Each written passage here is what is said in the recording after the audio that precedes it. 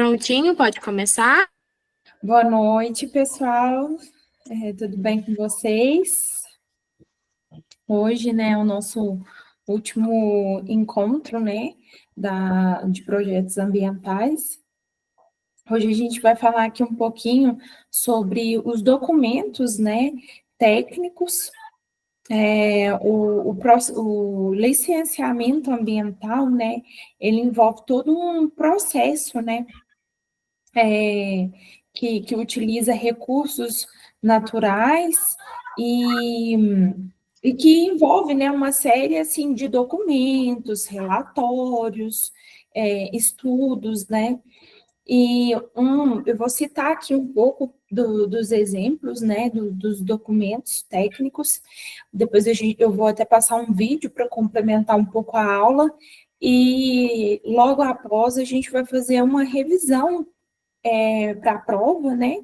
Porque daqui a alguns dias vocês têm prova dessa matéria. Então, eu vou pegar e vou aproveitar e vou recapitular tudo que a gente estudou até hoje. O primeiro documento técnico aqui que eu vou falar é o memorial descritivo do projeto. Ele é exigido juntamente com a apresentação, né, do projeto do empreendimento. Ele é emitido, né, por um órgão licenciador. O segundo documento aqui é a avaliação ambiental inicial ou estudo preliminar. Ele trata, né, de uma análise preliminar da viabilidade do projeto. Toda aquela elaboração, pessoal. Se vocês, quem me acompanhou aí, tanto o primeiro quanto o segundo encontro, vai ver que as aulas estão muito interligadas. E o terceiro aqui é o plano de fechamento, né? Aqui, todos esses materiais que eu estou falando para vocês estão na apostila, depois eu peço até que vocês leem, procura dar uma estudada, uma lida na apostila, porque é muito importante. Tem os cadastros técnicos também, o IBAMA é um órgão responsável pelo gerenciamento, né, do Cadastro Técnico Federal. É um documento aí que é obrigatório a todas as pessoas físicas e jurídicas que se dedicam, né, à defesa ambiental. Atividades, né, que possam ter algum tipo de impacto aí ambiental no meio ambiente, né. O Cadastro Técnico Federal de Atividades e Instrumentos de Defesa Ambiental, ele também é um documento obrigatório também para todas as pessoas ou empresas que vão aí ter algum impacto também no meio ambiente. Também tem o Cadastro Técnico Federal de Atividades potencialmente poluidoras ou utilizadoras de recursos ambientais. Anotação de responsabilidade técnica, né, que é muito conhecida como ART, ela é ligada, né, ela foi criada pela Lei Federal 6.496.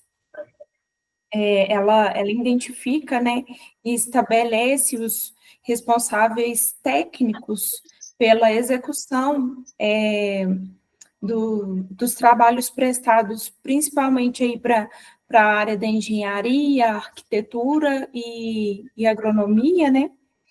Essa RT, pessoal, ela é tipo como que eu vou exemplificar aqui para vocês? É um documento, né, que fala ali sobre o que aquele serviço ou aquele produto pode ocasionar, né, causar no meio ambiente. Tem um plano de controle ambiental também, o relatório de controle ambiental e o plano de recuperação de áreas degradadas. Aqui, pessoal, essa é a primeira parte que eu ia falar com vocês. Eu vou passar aqui um vídeo para complementar esse assunto, que eu achei muito válido, principalmente por ser a nossa última aula, né? Eu acho que é mais importante eu passar, reforçar alguns pontos com vocês. José, você quer falar alguma coisa? Deve que ele abre por engano, pessoal. Vamos lá. Compartilhar minha tela aqui com vocês.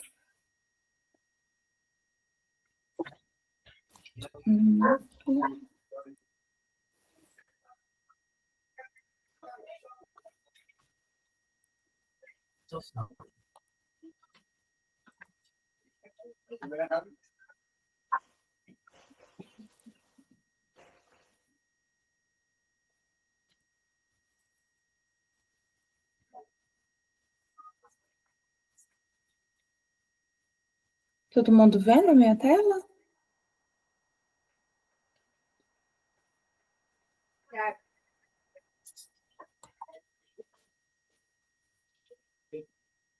Todo mundo tá conseguindo ver a minha tela? Eu estou vendo, professora. Sim, obrigada. Sim, Fala, pessoal, tudo bom com vocês? Então, no vídeo de hoje... O som tá saindo, pessoal? Para mim, Obrigada. A gente vai falar aqui sobre licenciamento ambiental, o que é, quais são suas etapas e quais atividades que precisam de licenciamento ambiental. Eu sou Felipe Prenholato, sou engenheiro ambiental e atuo no mercado desde 2014 como consultor ambiental. Bom, então o que é o licenciamento ambiental? O licenciamento nada mais é do que uma autorização emitida por um órgão público onde são estabelecidas regras, condições e medidas de controle ambiental a serem seguidas pela empresa. O licenciamento ele é obrigatório desde 1981 com a Política Nacional de Meio Ambiente, que é a Lei 6.938. Eu trouxe um pedacinho aqui dessa lei, onde no seu artigo 10 diz o seguinte: a construção, instalação, ampliação e funcionamento de estabelecimentos e atividades utilizadoras de recursos ambientais, efetiva ou potencialmente poluidores ou capazes de causar degradação ambiental, dependerão de prévio licenciamento ambiental. Tá, mas e o que isso quer dizer? O licenciamento ele é uma ferramenta do poder público para que aquelas atividades que possuem um potencial poluidor sejam realizadas de forma ambientalmente adequada, sem que causem prejuízos ou dano ao meio ambiente. A gente tem que lembrar que na Constituição Federal de 1988 diz em seu artigo 225 que todos têm direito ao meio ambiente ecologicamente equilibrado. Então, o licenciamento ambiental ele é uma forma de regulamentação dessas atividades a serem desenvolvidas e como forma de prevenção de impactos e danos ambientais. Bom, tá, mas Felipe, quais atividades que precisam de licenciamento ambiental? A gente tem a nível federal a Resolução CONAMA 237, que lista em seu anexo 1 as atividades que dependem de licenciamento ambiental. Essa é uma lista norteadora. A própria resolução diz que caberá aos órgãos competentes definir os critérios de exigibilidade, detalhamento e complementação desse anexo 1 que está presente na resolução. Aqui no estado de São Paulo, a gente tem a CETESB como órgão ambiental licenciador. A listagem de atividades que precisam ser licenciadas estão no Decreto 8468 de 1976. Eu vou deixar na descrição do vídeo o link para todas as legislações que a gente está abordando aqui nesse vídeo. Então, antes de começar o licenciamento ambiental, é importante a gente verificar qual a esfera que a gente vai pedir. A gente tem a esfera federal, estadual e municipal. Para ficar mais claro aqui, vamos pegar o exemplo de um licenciamento ambiental de uma usina hidrelétrica que tem a bacia de inundação em mais de um estado.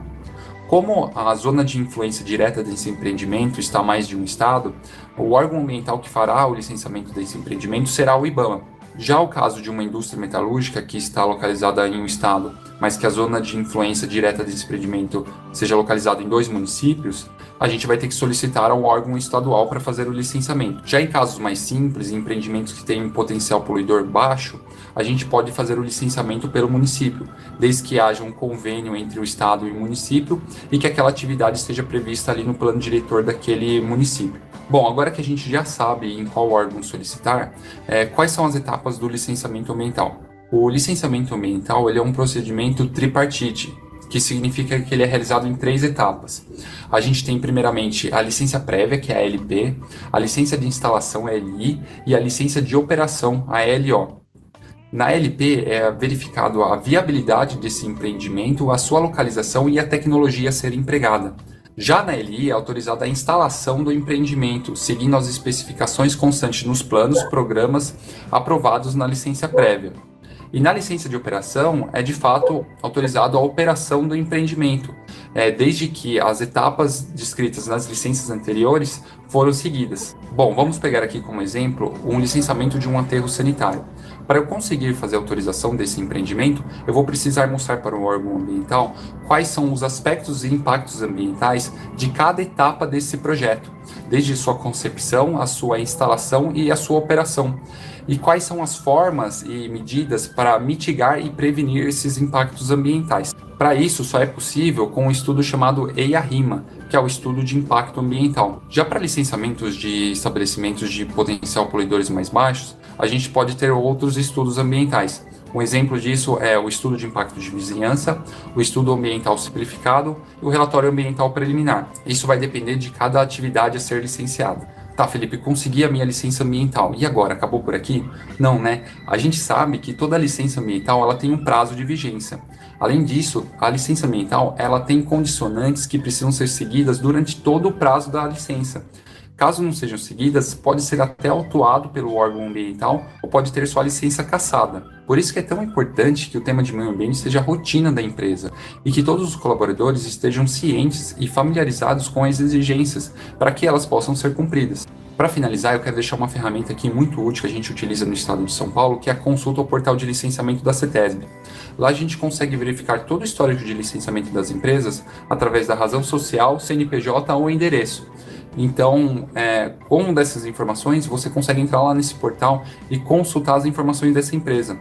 É muito interessante e eu recomendo que vocês façam isso. Bom, agora que você já sabe sobre licenciamento ambiental, quais são suas etapas, como ele funciona, deixa aí seu like se você gostou do vídeo, compartilha com quem que você acha que tem interesse e nos vemos nos próximos vídeos. Tchau! Pessoal, aqui ele fala, né, o que é o licenciamento ambiental, para que serve. E eu falo assim, pessoal, antes da gente ver quais os tipos de documentos técnicos, esses que eu estava falando antes do vídeo, a gente precisa entender um pouco, querendo ou não, sobre leis, né? Tem tudo a ver com legislação ambiental, assim como existem leis para o consumidor, leis trabalhistas, existem leis ambientais que acredito eu que vocês já tiveram essa matéria, todo mundo aqui já teve essa matéria, está tendo?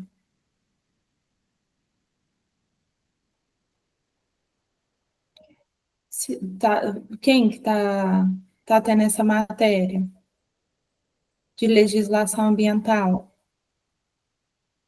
A gente está tendo, eu pelo menos estou, agora nesse último trimestre. Ah, sim, eu acho que eu estou recordando de você, Tainara, você estava nas minhas últimas aulas, né? Sim, eu sempre estou nas aulas. Ah, não, certinho. É porque é tanto aluno, gente, que acaba que a gente tem hora que até mistura. Mas, então, a gente tem que entender um pouco aqui sobre leis, né, ambientais, para ver quais os documentos são necessários, para que vai utilizar aquele documento. E ele falou no vídeo sobre o CONAMA. Alguém aqui sabe o que é o CONAMA? O que é, como que funciona? Então, pessoal, mas alguém quer falar? Alguém levantou a mão, né?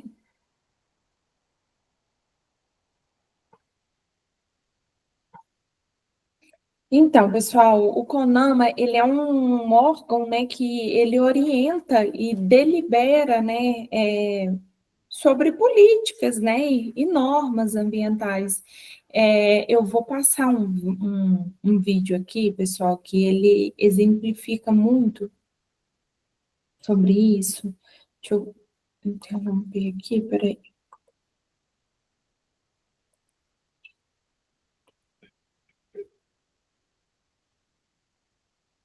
Conseguem ver minha tela?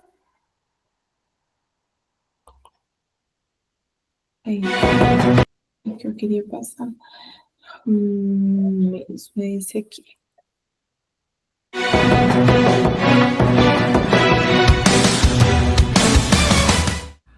Olá pessoal, beleza? Bem-vindos ao canal Ecologia e Fiscalização. Meu nome é Diego Ramon, eu sou biólogo, professor e policial ambiental e hoje eu venho aqui trazer uma aula para vocês, falar um pouquinho sobre EIA-RIMA. É um tema que cai bastante em concurso público para área ambiental, concurso aí para gestor ambiental, analista, técnico ambiental e geralmente os editais eles trazem essa palavrinha EIA-RIMA.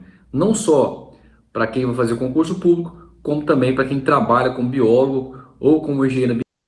Não é esse aqui, pessoal.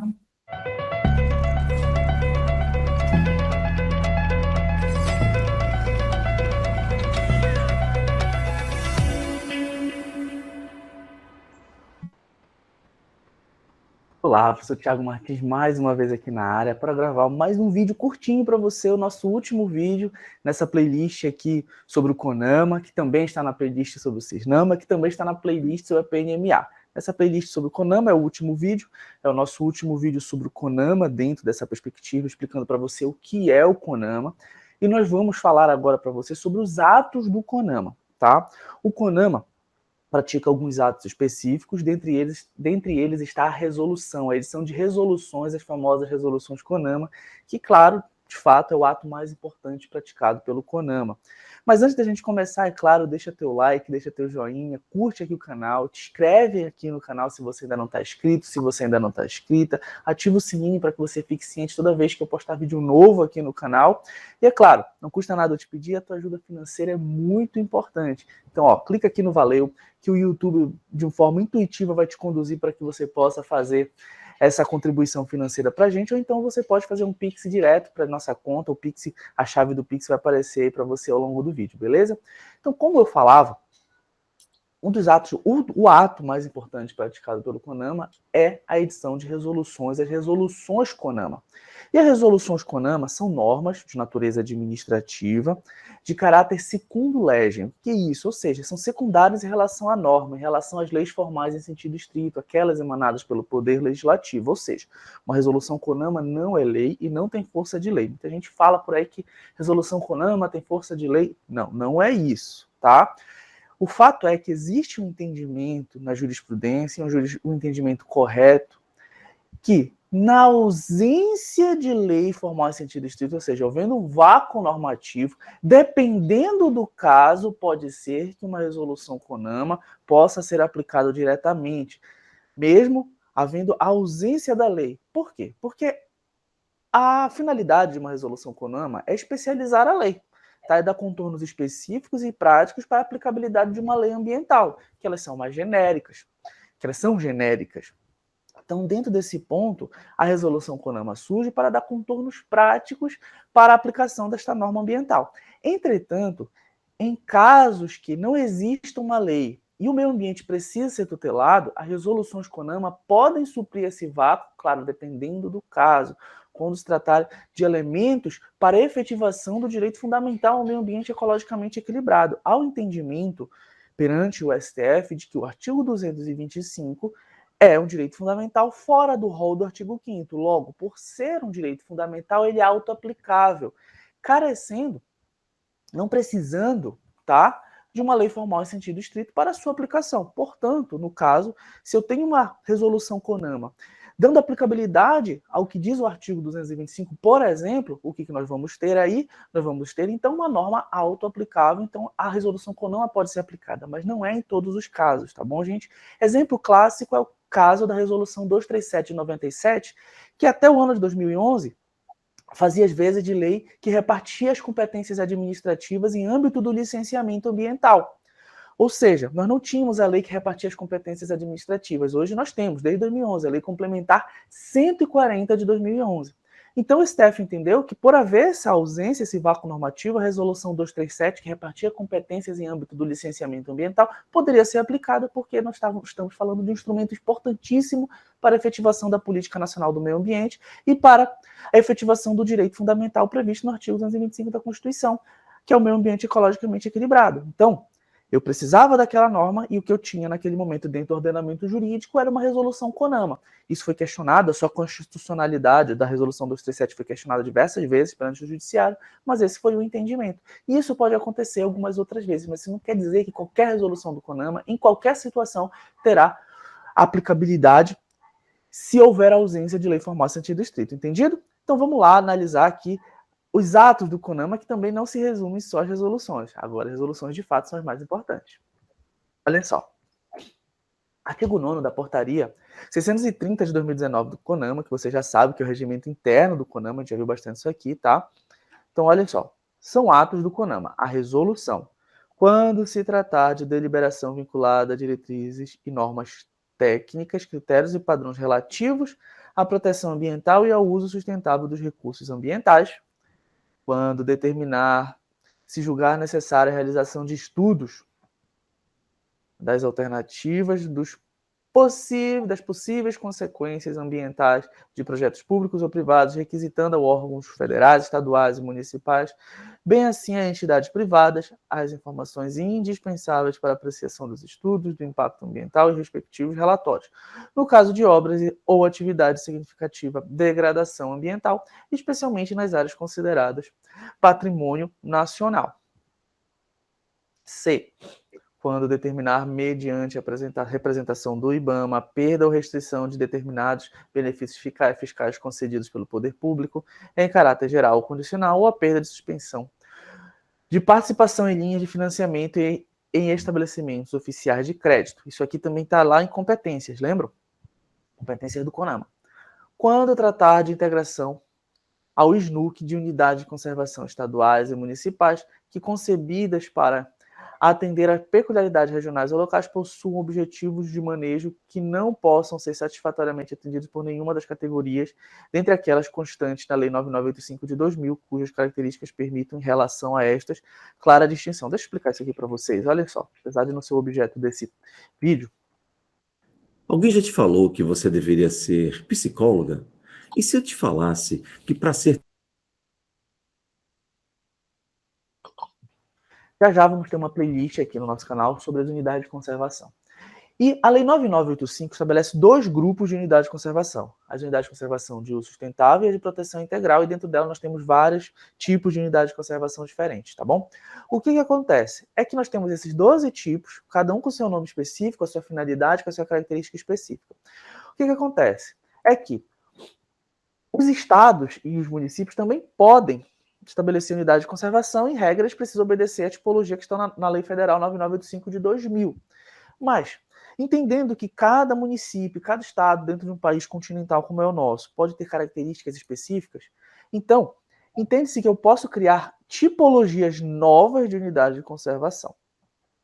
E sendo essas tipologias novas e elas não estão previstas na Lei 9985 de 2000, então, havendo essa justificativa, eu posso ter uma resolução CONAMA que vai integrar essa tipologia nova prevista por um estado específico, por um município específico, às normas protetivas da Lei 9985 de 2000. Então, olha só, quando tratar de integração ao SNUC de unidade de conservação estadual ou municipal que concebidas para atender peculiaridades regionais ou locais, regionais do estado, local, município, possuem objetivo de manejo que não possam ser satisfatoriamente atendidos por nenhuma categoria dentre aquelas constantes na Lei 9985 de 2000. Ou seja, eu tenho lá vários tipos de unidade de conservação, mas nenhum daqueles tipos vai atender aquele meio ambiente específico. Então, o estado ou o município criou uma tipologia nova unidade de conservação com objetivos específicos. Aí vai vir uma resolução CONAMA que vai dizer, olha, aquela unidade de conservação XPTO nova, que não tem tipologia na 9985 de 2000, está sendo integrada ao Sistema Nacional de Unidade de Conservação e passa a receber as mesmas proteções da Lei 9985 de 2000.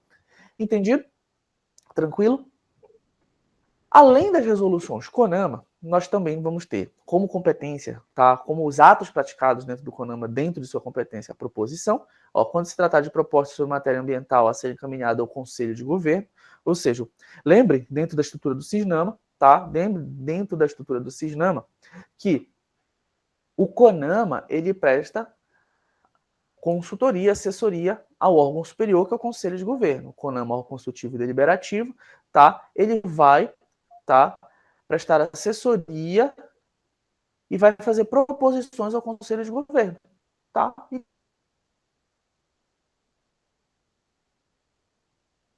Então, essas proposições são atos praticados pelo CONAMA, como você já sabe. Recomendação, quando se trata de manifestação acerca da implementação de políticas, programas públicos e demais temas com repercussão na área ambiental, inclusive sobre termos de parceria que trata a Lei 9790 de 1999, e a moção, que é a mais simples de todas, quando se tratar de manifestação relevante relacionada com temática ambiental. O que é uma moção? É uma proposta numa assembleia sobre o estudo de uma questão ou propósito incidente que ali surge, ou seja, vai ser uma moção para que se debata algo que foi ali proposto dentro da assembleia, nesse caso, a assembleia ali, a plenária. Entendido? Então, meus queridos e minhas queridas, nós tratamos sobre o que é o CONAMA, como ele se estrutura, quais são essas competências. Tá? Em breve gravarei outros vídeos mais específicos sobre o CONAMA, também falando um pouco mais sobre a natureza jurídica da resolução CONAMA, aprofundando um pouco mais esse tema. Mas dentro da playlist de PNMA e CISNAMA, esses são os 4 vídeos sobre o CONAMA. Tem uma playlist específica sobre o CONAMA, no qual... Pessoal, aqui deu, assim, mais ou menos uma visão aí, o que é o CONAMA, né, para que serve, são, assim, normas, né, medidas administrativas, para que pode ser aí, as pessoas, né, podem ser notificadas aí por impactos ambientais, né. E agora, gente, esse foi um vídeo para complementar a nossa aula. Eu vou passar aqui também um vídeo sobre o que é, né, o licenciamento ambiental, os tipos, né, que são aí os documentos, né, que a gente até falou aqui um pouco aqui no começo da aula, e eu vou passar aqui para vocês, vou compartilhar aqui com vocês. Eu vou passar esses vídeos correndo, pessoal, porque aí dá tempo da gente falar um pouquinho sobre a prova. Tá dando para vocês verem minha tela?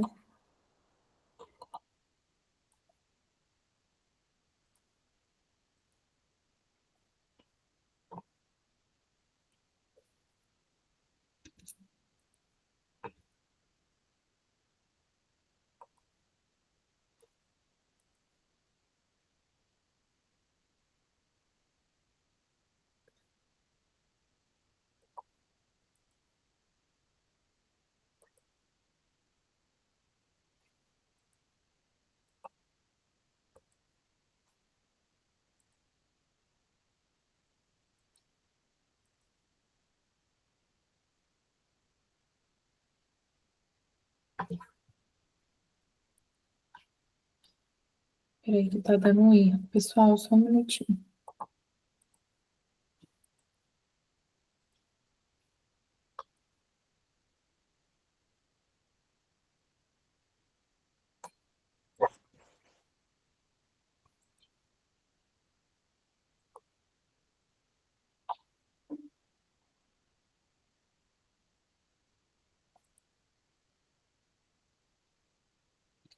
Não tô conseguindo compartilhar minha tela aqui.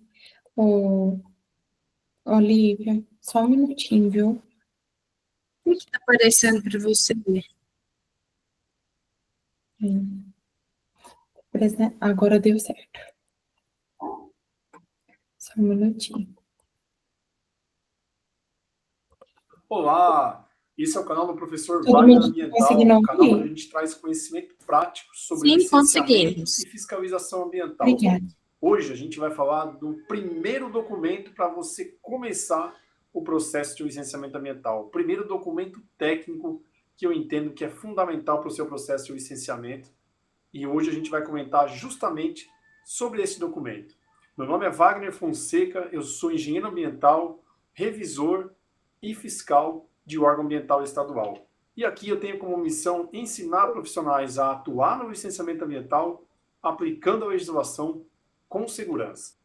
Nessa aula de hoje, a gente vai falar sobre um documento essencial para começar o licenciamento ambiental. Hoje a gente vai dar uma boa dica para você começar a planejar um novo empreendimento e ter mais segurança para fazer o processo de licenciamento ambiental. Também vamos comentar sobre um estado brasileiro que dispensou justamente a apresentação desse documento. E também vamos falar de onde que veio essa ideia de tirar esse documento do processo de licenciamento ambiental. Se você gosta de conteúdos na área ambiental, quer saber mais sobre a prática do licenciamento e da fiscalização, então se inscreva aqui no canal Professor Wagner Ambiental, ativa ali o sininho vermelho para você sempre ter acesso aos nossos vídeos que são publicados diariamente, semanalmente, com muito conteúdo prático para você. Antes de começar a falar desse documento, que eu entendo como é um dos mais importantes, eu entendo até como a gênese do licenciamento ambiental, eu preciso falar para vocês o que são documentos. Quando eu menciono documentos, o que eu quero dizer com isso? Então, o processo de licenciamento ambiental é formado por 3 itens. Primeiro, os estudos ambientais, que são aqueles estudos técnicos, né? O relatório de controle ambiental, o plano de controle ambiental, o relatório ambiental prévio, o estudo ambiental simplificado, o próprio EIA-RIMA. Esses são os estudos técnicos. Também temos os documentos, aqueles que o órgão ambiental exige para iniciar o processo de licenciamento. Exemplo, procuração, matrícula do imóvel, certidão de uso e ocupação do solo.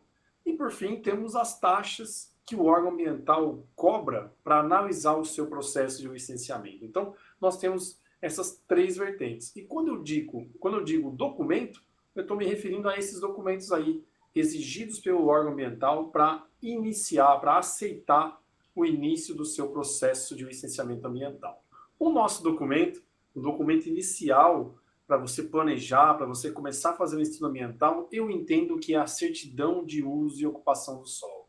É um documento determinante no processo de licenciamento ambiental. Ele já pode te dar indícios se o seu empreendimento pode ou não pode ser instalado ou operado naquele local. É obrigatório, a apresentação da certidão do uso do solo é obrigatória, conforme consta na resolução 237 de 97. Como eu disse em alguns vídeos atrás, sempre que você ouvir uma frase um pouco mais forte, assim, de alguém falando sobre o licenciamento ambiental ou de uma exigência, sempre busque saber onde está escrito essa exigência. No caso da certidão de uso do solo, ela está claramente descrita lá no parágrafo 1º do artigo 10 da resolução CONAMA 237 de 97. No processo de licenciamento ambiental, deverá constar obrigatoriamente a certidão da Prefeitura Municipal declarando que o local e o tipo de empreendimento estão em conformidade com a legislação aplicável ao uso e ocupação do solo. Então, essa determinação está lá na CONAMA 237 de 97. Se você tiver uma certidão de uso do solo que fala que o seu empreendimento é inviável, o processo de licenciamento não deve nem começar, porque não vai ser o órgão ambiental que vai contra uma certidão de uso do solo do município, porque quem conhece melhor a legislação do município é o próprio município. E o órgão ambiental tende a seguir a orientação do município. Se o município disser que o seu empreendimento não pode sair naquele local, então o órgão ambiental provavelmente, quase certeza, vai indeferir o seu pedido de licença ambiental. Minha sugestão, começar pela certidão de uso e ocupação do solo, porque se ela for apontar inviabilidade, você não vai fazer todos os estudos técnicos e acabar aí desperdiçando um bom tempo para ter o seu processo de licenciamento indeferido. Então, trouxe aqui para vocês um exemplo de uma certidão de uso e ocupação do solo lá no município de Ivaí, no Paraná. Acabei pegando essa certidão na internet. Ela se refere a uma pequena central hidrelétrica e lá o município diz o seguinte: declaramos ao Instituto Ambiental do Paraná, o antigo IAP, que hoje se chama Instituto Água e Terra, né, que é o órgão ambiental estadual do estado do Paraná, que esse empreendimento aí e o tipo de empreendimento e atividade estão de acordo com a legislação municipal aplicável ao uso e ocupação do solo da Lei Municipal 779 de 2006. Inclusive, achei interessante que essa certidão utilizou um texto muito parecido com aquele da CONAMA 237 de 97. E embaixo, ele traz as características aí do empreendimento ao qual a certidão se refere. Então, a frase mágica que nós temos que achar aí na certidão de uso e ocupação do solo, qual que é?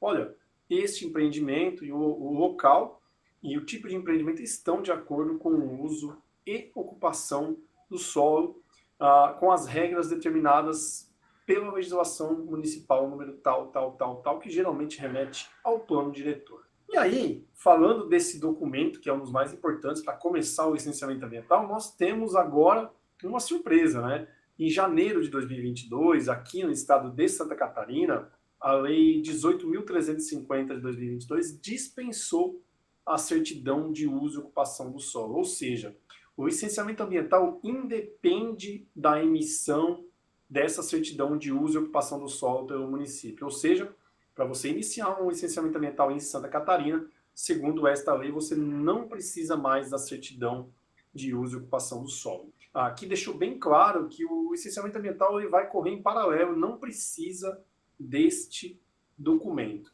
Fica a sugestão tanto para quem é consultor da área ambiental, aquele profissional que presta um serviço para o empreendedor, como também uma sugestão para quem analisa processos de licenciamento ambiental, que eu chamo aqui de revisores. A sugestão é exigir que o consultor faça essa análise do empreendimento, do local, se está de acordo com o plano diretor, no próprio estudo ambiental.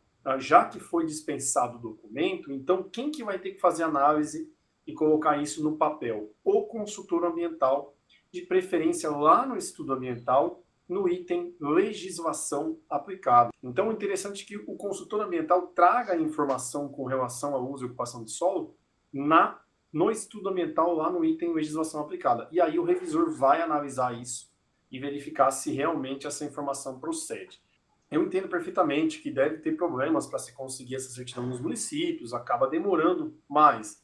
Eu acredito que para o revisor do órgão ambiental, principalmente estadual, vai acabar demorando mais para análise, porque ele vai ter que se inteirar da legislação de diversos municípios para verificar se aquela informação prestada no estudo realmente é procedente, já que os revisores do órgão ambiental sempre checam as informações prestadas. E, Wagner, de onde que veio essa dispensa da certidão? A gente pode imaginar que foi uma inovação de Santa Catarina, mas na verdade não foi, né? Eu entendo que foi uma cópia do projeto de lei 3729 de 2004, ou a Lei Geral do Licenciamento Ambiental, que está em trâmite lá no Senado Federal.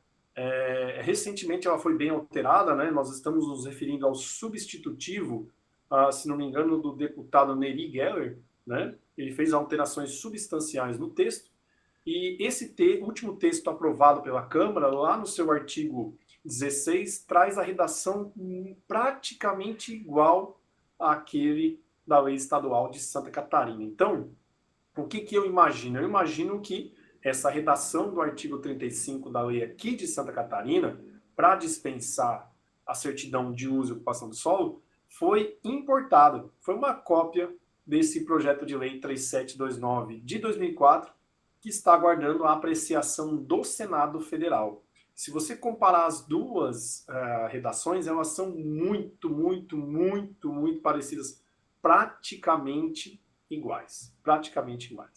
Você quer saber mais alterações sobre esse projeto de lei 3729? Esse projeto de lei vai trazer a Lei Geral do Licenciamento Ambiental se ele for aprovado, né? Nós fizemos vários vídeos, temos uma playlist com 3 aulas explicando sobre as alterações que esse projeto de lei vai trazer, e além disso nós fizemos um e-book resumindo todas as alterações que esse projeto de lei tende a trazer para o licenciamento ambiental. Eu vou deixar os vídeos com relação ao projeto de lei aqui no card superior, né? E também vou deixar o link para você acessar o e-book aqui na descrição do vídeo. Bom, concluindo a nossa aula de hoje, a certidão de uso do solo é o primeiro documento técnico, na minha opinião, a ser obtido no licenciamento ambiental. Se a certidão for inviável, o órgão ambiental provavelmente não vai analisar o seu processo de licenciamento. A certidão de uso do solo pode trazer informações muito importantes, tá? Existência de curso d'água, faixa de domínio de rodovia, taxa de permeabilidade do solo para você analisar, inclusive, os impactos da impermeabilização e aumento no pico de cheia da bacia. Então, a certidão de uso do solo pode trazer informações muito importantes que, às vezes, acaba passando despercebida pelo revisor, mas que ele consegue pescar lá na certidão de uso e ocupação do solo. E, por fim, sugiro que você confira aí no seu estado se ainda é exigida a certidão de uso e ocupação do solo ou aconteceu, como aconteceu aqui em Santa Catarina, dessa certidão ser dispensada. Inclusive, peço que você comente no texto aqui embaixo, que assim eu aprendo com você e conheço um pouquinho mais da sua realidade. Se você gostou das informações desse vídeo, eu faço um convite. Deixa um like aqui embaixo para o nosso vídeo, assim ele vai ser mais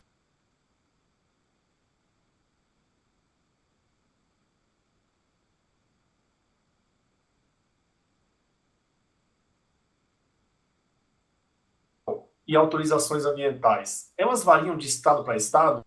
Quais os tipos de licença ambiental e autorizações ambientais? Elas variam de estado para estado? Em que fase do projeto você deve pedir essas autorizações? E, além disso, o que cada uma permite que seja realizado? É justamente isso que a gente vai trazer nesse vídeo. Meu nome é Wagner Fonseca, eu sou professor da Escola de Meio Ambiente, revisor e fiscal de órgão ambiental. Se você ainda não se inscreveu no canal, aperte aqui embaixo para se inscrever e também ative o sininho para você saber, sempre que tiver uma novidade aqui no nosso canal, você ter acesso ao vídeo em primeira mão.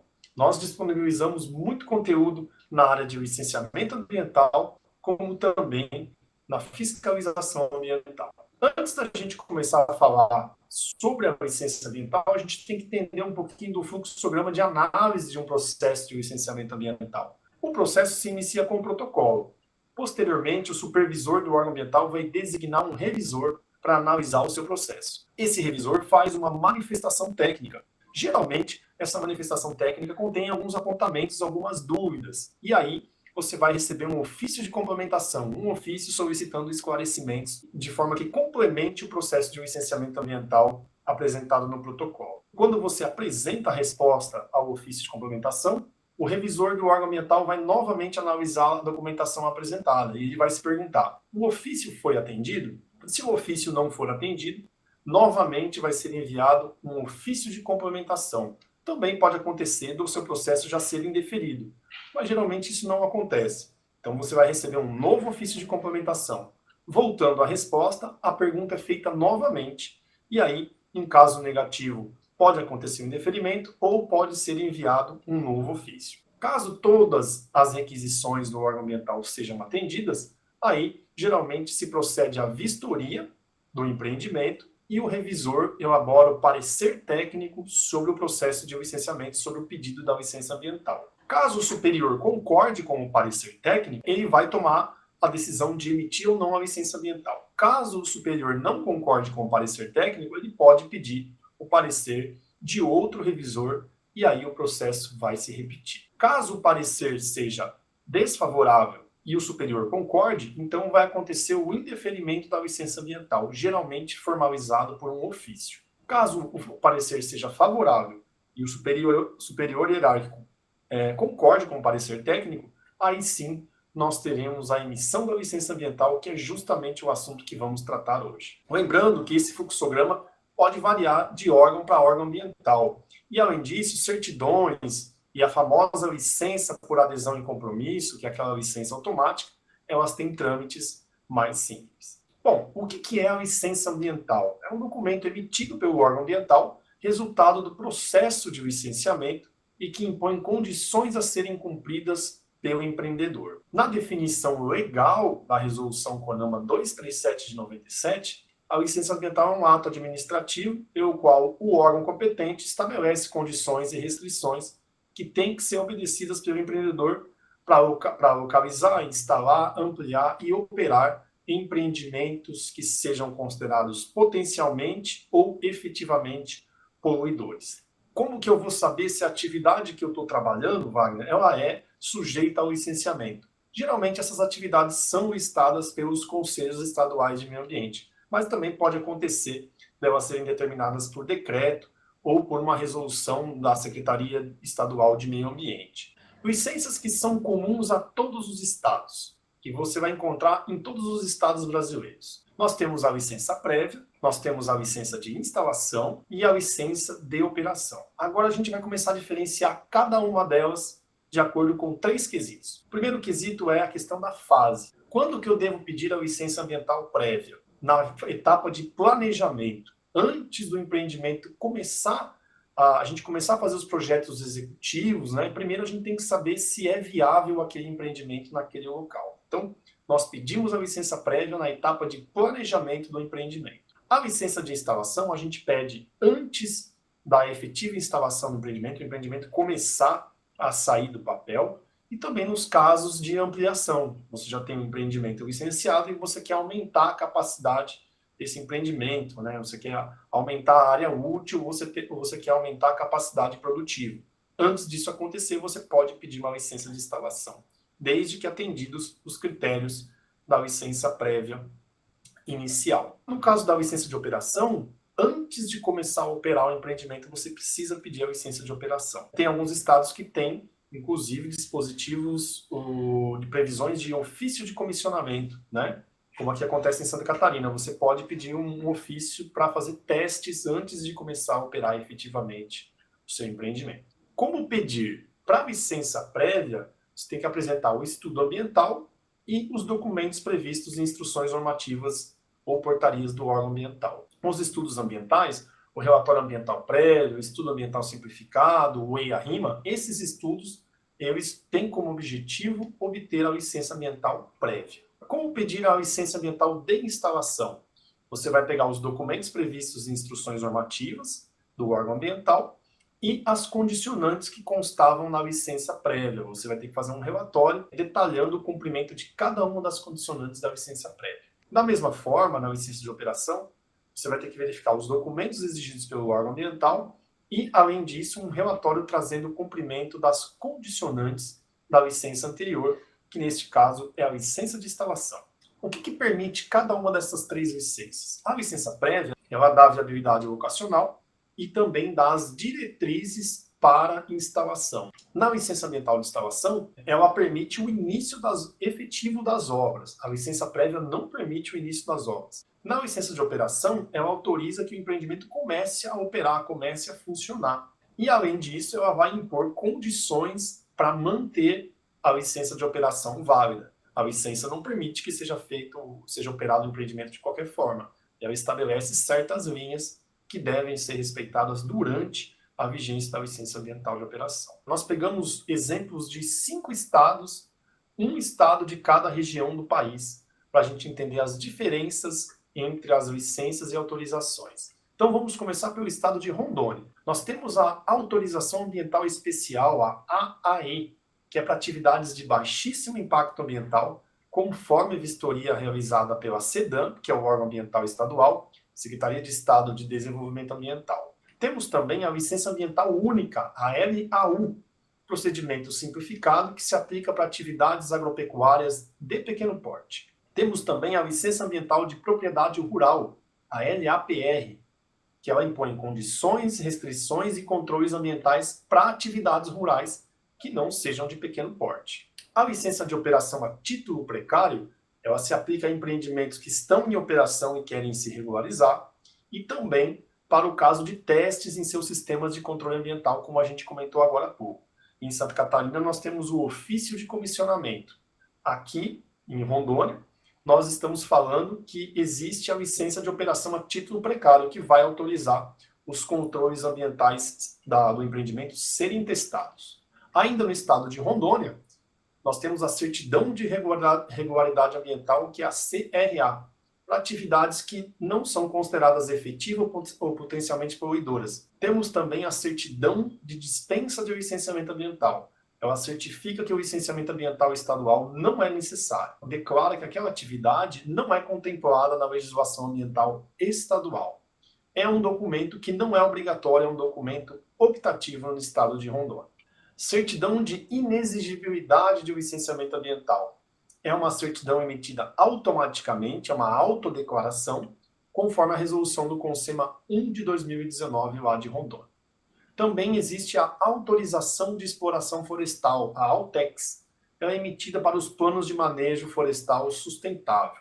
Além disso, também tem as licenças que a gente já comentou nesse vídeo, a licença prévia de instalação e operação e os documentos de outorga de recursos hídricos. Agora, vamos para o estado da região Nordeste. Vamos falar do Piauí. No Piauí, nós temos a licença de instalação e operação, conhecida como LIO, exclusivamente para piscicultura e assentamentos de reforma agrária.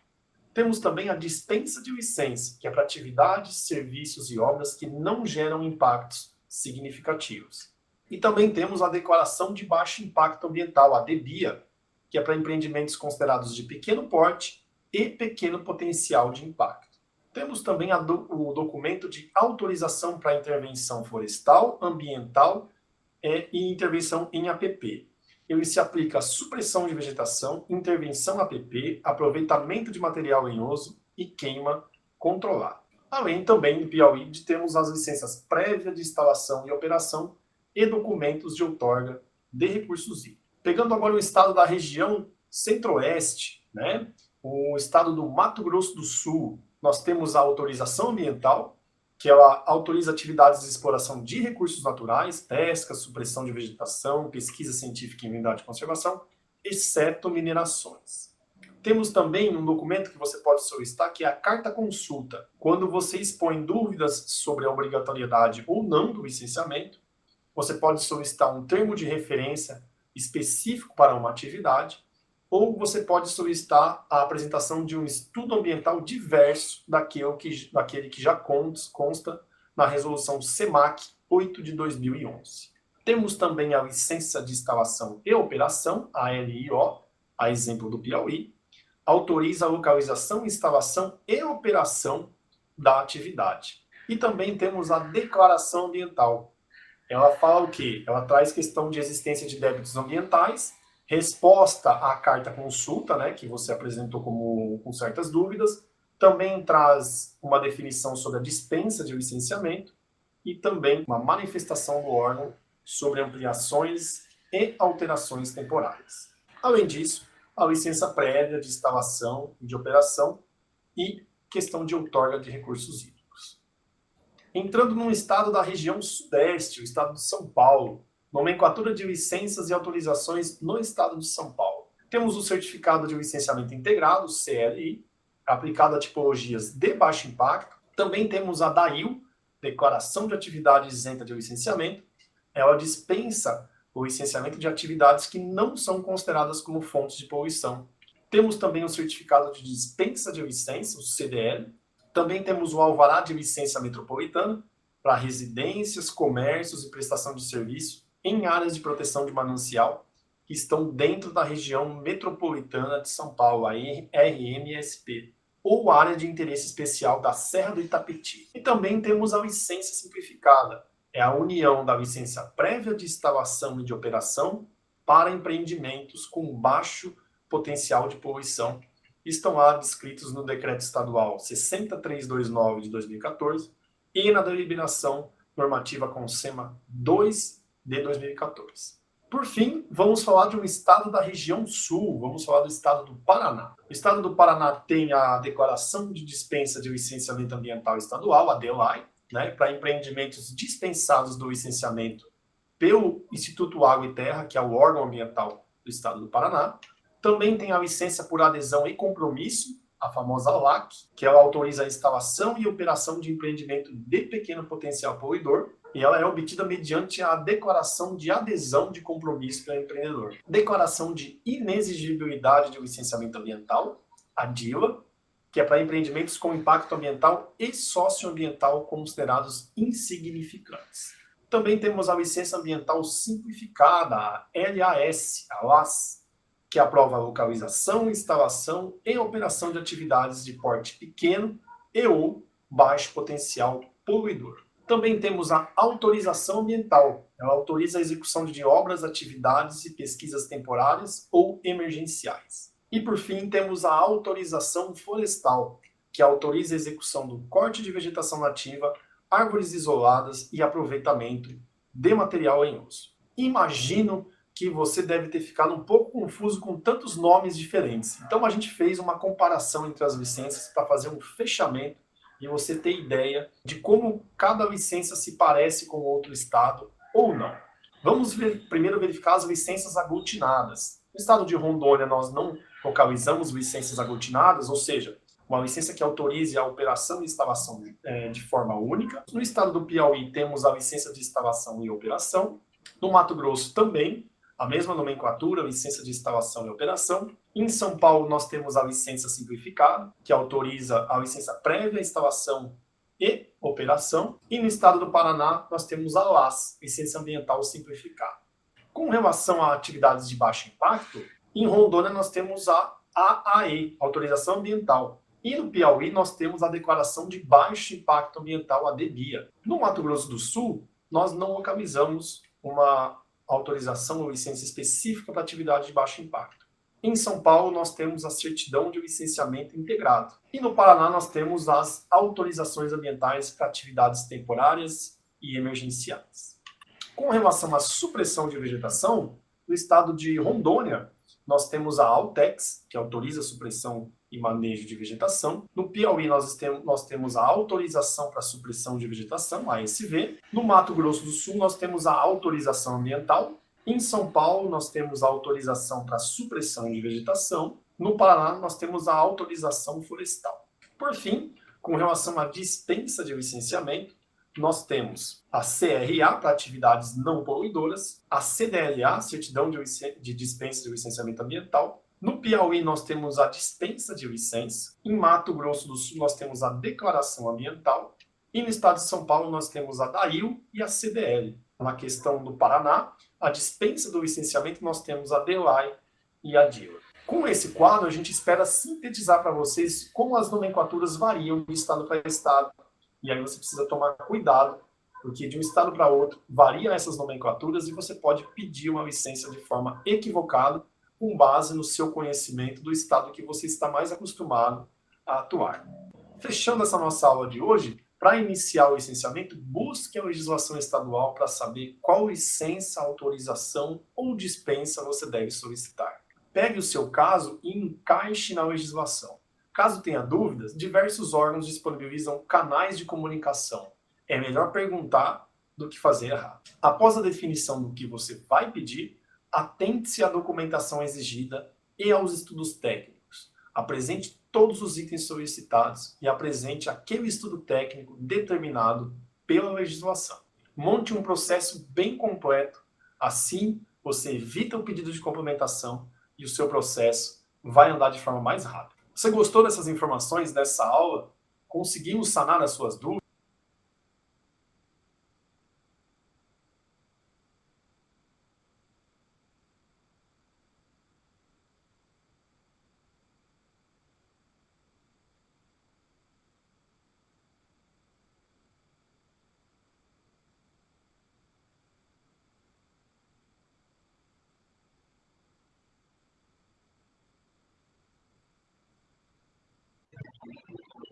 O microfone da Liliane não está ligado, não. Ai, obrigada, Nilson. Ok, Liliane. Gente, oi?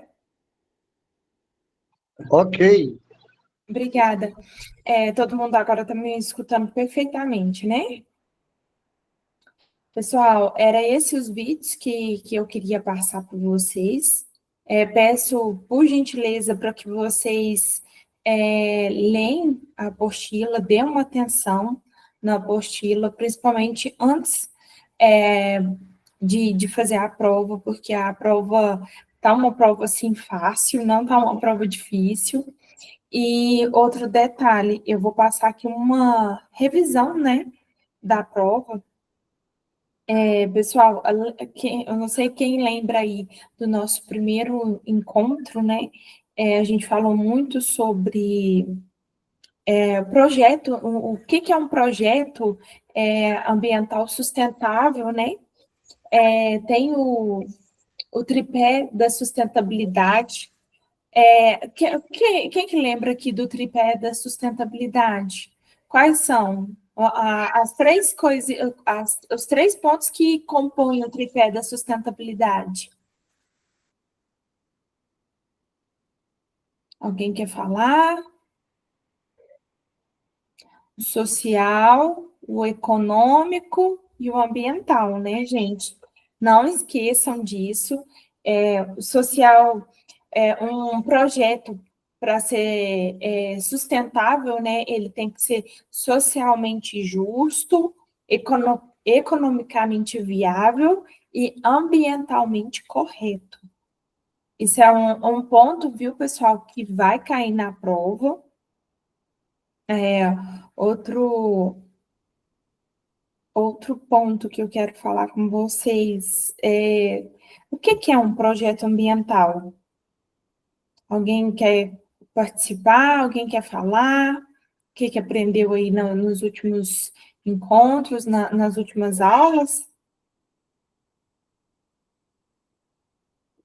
Então, pessoal, o projeto ambiental, né, ele é uma iniciativa, né, voltada para solucionar problemas ambientais e promover sustentabilidade, né?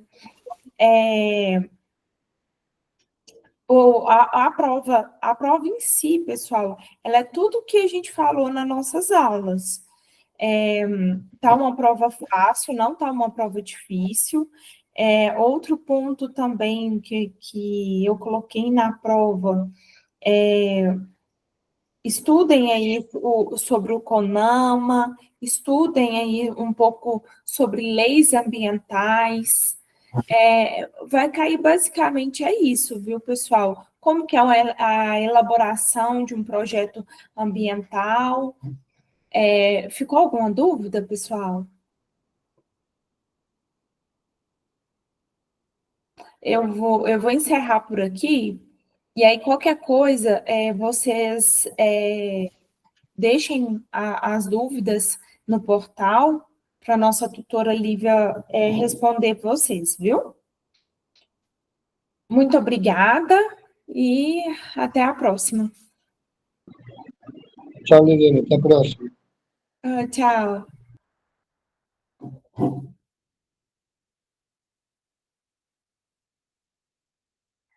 Tchauzinho, professora.